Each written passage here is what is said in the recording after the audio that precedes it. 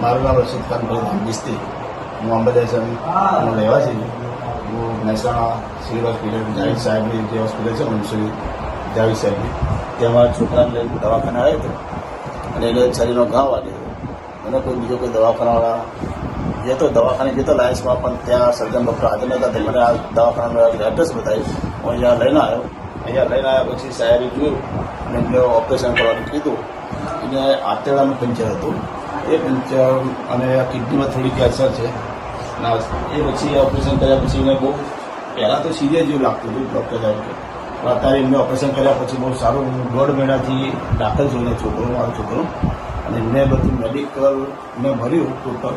અને હાલ મેડિકલ સિવાય જે હોસ્પિટલના પૈસા એ મારે ભરવાની તાકાત નથી, અને સાહેબે મને એ પૈસા માફ કર્યા છે. પરંતુ 4 લાખ રૂપિયા જેવું માફ કર્યું છે. એ બદલ હું સાહેબનો આભાર માનું છું.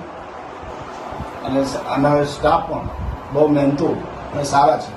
એમને બહુ મહેનત કરી, સ્ટાફવાળા પણ સિસ્ટરો બધા એ લોકોએ બહુ મહેનત કરી. એ બધા એ લોકોનો પણ હું આભાર માનું છું.